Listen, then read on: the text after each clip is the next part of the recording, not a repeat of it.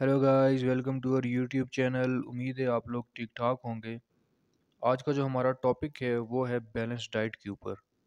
Balance diet क्या होती है, हमारी बॉडी को कौन कौन से न्यूट्रिएंट्स हैं जो हमारी बॉडी को चाहिए होते हैं, हमारी बॉडी की टाइप, हमारी एज को देखते हुए हमारी डाइट किस तरह से होनी चाहिए, किस तरह की चीज़ें हमने अपनी डाइट में शामिल करनी चाहिए, इन सब बातों पे डिटेल से बात होगी।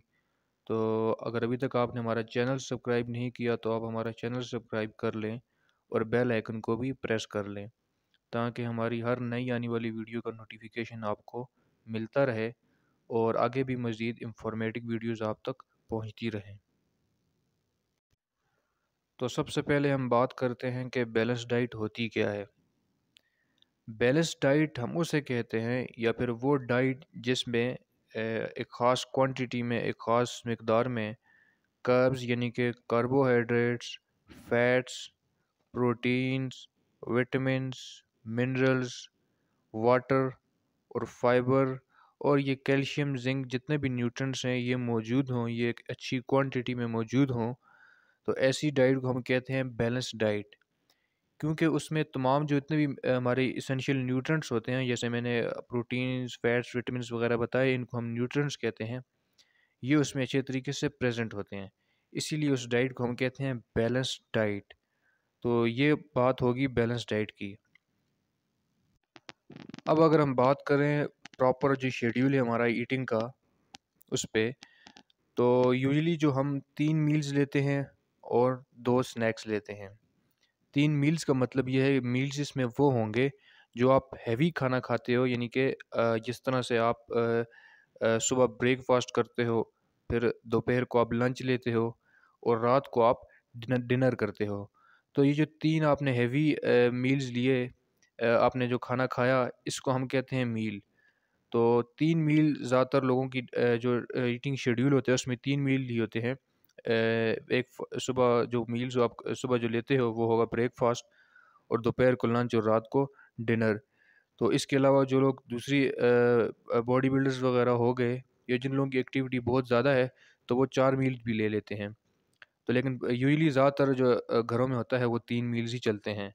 और इसके साथ आप 2 स्नैक्स लेते हो। स्नैक्स में वो चीज़ें, यानी कि जो आप हल्की-फुल्की ग़िज़ा खाते हो, वो स्नैक्स होते हैं। जैसे सुबह 12 बजे लोग चाय वगैरह और साथ बिस्किट्स वगैरह लेते हैं, और इसी तरह फिर रात को या फिर इवनिंग में जो लेते हैं चाय वगैरह, या कुछ भी चीज़ जो इस्तेमाल करते हैं हल्की-फुल्की ग़िज़ा, तो वो स्नैक होता है। तो इस तरह आप 2 स्नैक लेते हो, 3 मील्स लेते हो, और जो स्नैक्स होते हैं ये आपके, पहला स्नैक जो ज़्यादातर जो लोग लेते हैं वो सुबह 12 बजे होता है ना। तो इस तरह जो दूसरा स्नैक होता है वो अपनी टाइम टेबल में ये लोग शामिल करते हैं इवनिंग में, या फिर इवनिंग से थोड़ा-सा पहले 5 बजे के दरमियान। तो ये तो बात होगी शेड्यूल की ना, इवनिंग ईटिंग शेड्यूल क्या होता है। अब अगर हम बात करें कि आपकी डाइट कैसी होनी चाहिए और किस तरह का आपका ईटिंग शेड्यूल होना चाहिए, तो उसमें ये है कि उसमें हर बंदे की बॉडी टाइप डिफरेंट है, हर बंदे की एज डिफरेंट है। इसीलिए उस उनकी जो डाइट होगी वो भी उनकी एज के अकॉर्डिंग होगी और उनकी बॉडी टाइप के लिहाज से होगी। जिस तरह मतलब कि जो लोग बूढ़े होते हैं, जिनकी एज ज़्यादा होती है, तो वो हैवी जो चीज़ें होती हैं वो नहीं खा सकते, क्योंकि उनकी जो है डाइजेशन होती है वो अच्छे तरीके से उनको फिर डाइजेस्ट नहीं कर सकते, और उनको डाइजेशन प्रॉब्लम होती है। इसलिए उनको चाहिए कि वो हल्की-फुल्की ग़िज़ा खाएँ। और बॉडी टाइप की बात करें तो हर बंदे की बॉडी टाइप डिफरेंट है। अब बॉडी टाइप डिफरेंट है, इसका क्या मतलब है? इसका मतलब ये है कि अब देखा जाए तो बाज़ लोगों का खून जो है बहुत गर्म होता है। तो अगर वो मसाले वाली चीज़ें और मिर्ची चीज़ें, या फिर ऐसी चीज़ें जिनकी जो असरात होते हैं वो गर्म होते हैं, अगर वो अपनी डाइट में शामिल करते हैं तो ये इनके लिए नुकसान उनको दे सकता है। तो इस तरह आपने वो चीज़ अपनी डाइट में शामिल करनी है जो आपकी बॉडी के अकॉर्डिंग आपके लिए ठीक हो, अच्छी हो। यानी कि अगर हम बात करें, कार्बोहाइड्रेट सबके लिए अच्छे हैं, लेकिन अगर आपने वो चीज़ शामिल करनी है जो आपकी बॉडी के अकॉर्डिंग अच्छी हो। अगर आपकी एक्टिविटी नहीं है, आप फिज़िकल एक्टिविटी नहीं करते, आप पूरा दिन घर में बैठे रहते हो, तो आप कार्बोहाइड्रेट्स की इंटेक अगर आप ज़्यादा करोगे तो आपकी बॉडी के ऊपर फैट आ जाएगा और आपका वेट बढ़ जाएगा। इसी तरह अगर जो लोग जिनकी एक्टिविटी बहुत ज़्यादा होती है, अगर वो अपनी डाइट में कार्बोहाइड्रेट्स अगर वो इसका ज़्यादा इस्तेमाल भी करें तो इससे उनको कोई नुकसान नहीं होगा, क्योंकि वो जो कैलोरीज़ ले रहे हैं कार्बोहाइड्रेट से उतनी उन्होंने जाके बर्न कर दी। तो इसलिए आपने अपनी बॉडी के हिसाब से ही अपना आपने डाइट प्लान इसको शेड्यूल देना है। हमारी डाइट या जो हम खाना खाते हैं, वो बेसिकली एक फ्यूल की तरह हमारे लिए काम करता है। अब जिस तरह किसी गाड़ी को चलाने के लिए उसमें पेट्रोल का होना ज़रूरी है, अगर गाड़ी में पेट्रोल होगा तो वो गाड़ी मूव करेगी, अगर उसमें पेट्रोल नहीं होगा तो वो गाड़ी मूव नहीं करेगी। इसी तरह जो हमारी बॉडी है और हमें जो फिज़िकल एक्टिविटी हम करते हैं, तो उसको परफ़ॉर्म करने के लिए हमें एक अच्छी डाइट की ज़रूरत होती है। अब अगर हम कोई काम ना भी करें, फॉर एग्ज़ाम्पल अगर कोई बंदा कोई काम नहीं कर रहा, घर में बैठा है या फिर वो सो रहा है, स्लीपिंग मोड में है, तो इसका भी अब हरगिज़ मतलब ये नहीं कि उसको डाइट की ज़रूरत नहीं है। क्योंकि जब आप सो रहे होते हो तो तब भी आपकी बॉडी में काफ़ी सारे जो बायोलॉजिकल प्रोसेस होते हैं वो चल रहे होते हैं, और उनको भी जो है वर्क करने के लिए डाइट की ज़रूरत पड़ती है।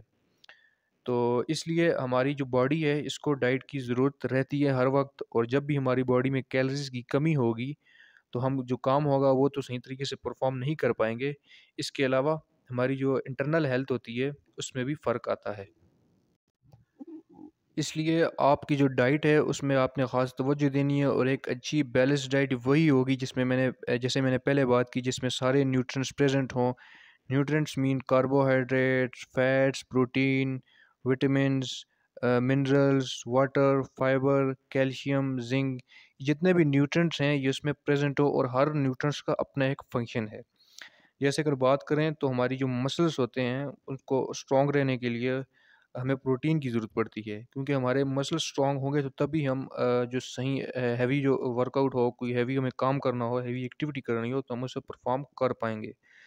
इसी तरह अगर हमारी हमने कोई ज़्यादा देर तक एक्टिविटी करनी है तो उसके लिए हमें जैसे मैंने बात की, हमें एनर्जी की ज़रूरत होती है। तो वो एनर्जी हमें कहाँ से मिलती है? वो एनर्जी हमें मिलती है कार्बोहाइड्रेट से। इसी तरह विटामिन्स हो गया, मिनरल्स हो गए और फाइबर हो गए, इस इन सब न्यूट्रिएंट के भी अपने-अपने फ़ंक्शन हैं।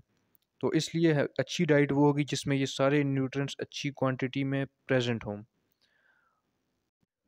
अब अगर बात की जाए मील्स की, तो आप अपने मील्स में यही चीज़ें इन न्यूट्रिएंट्स को देख के आप अपनी जो मील्स लेते हो उसका एक टाइम टेबल आप सेट कर लें कि मंडे को आपने क्या अपनी डाइट में शामिल करना है, ट्यूसडे को क्या करना है। इसी तरह पूरे हफ्ते का आप प्लान कर सकते हैं। और जो स्नैक्स होता है उसमें भी आप जो है अनहेल्थी चीज़ें ना लें, आप हेल्थी चीज़ें लें जो आपके लिए जो है आपकी बॉडी के लिए इफ़ेक्टिव हैं। जैसे नट्स हो गए, सीड्स हो गए, फ्रूट्स हो गए। इसी तरह जो देखा जाए तो लोग ये फ़ास्ट फूड्स वगैरह लेते हैं, तो इससे आप बचें। फ़ास्ट फूड जो हो गए, बेकरी फूड जितने भी हो गए और ये जंक फूड वगैरह, इनसे आप बचें, और आप अपनी डाइट पे हेल्थी जो है चीज़ें शामिल करें। तो इस शॉर्ट वीडियो में मैंने कोशिश की है कि मैं आपको एक बैलेंस डाइट के ऊपर एक अच्छी इन्फॉर्मेशन दे सकूं। तो मुझे उम्मीद है ये वीडियो आपके लिए हेल्पफुल रही होगी और आपने इस वीडियो से बहुत कुछ सीखा होगा। तो वीडियो को लाइक करना ना भूलें, और हमारा चैनल अगर आपने अभी तक सब्सक्राइब नहीं किया तो हमारा चैनल भी सब्सक्राइब कर दें, क्योंकि हमारा ऐसी वीडियो हम बनाते रहते हैं हेल्थ एंड फिटनेस से रिलेटेड, आपके डाइट से रिलेटेड, और आपके ओवरऑल जितनी भी चीज़ें हैं जो आपके लिए ज़रूरी हैं फिटनेस से रिलेटेड, इस पर हम वीडियोज़ बनाते रहते हैं। तो मिलते हैं नेक्स्ट वीडियो में, तब तक अपना ख्याल रखिएगा। खुदा हाफिज़।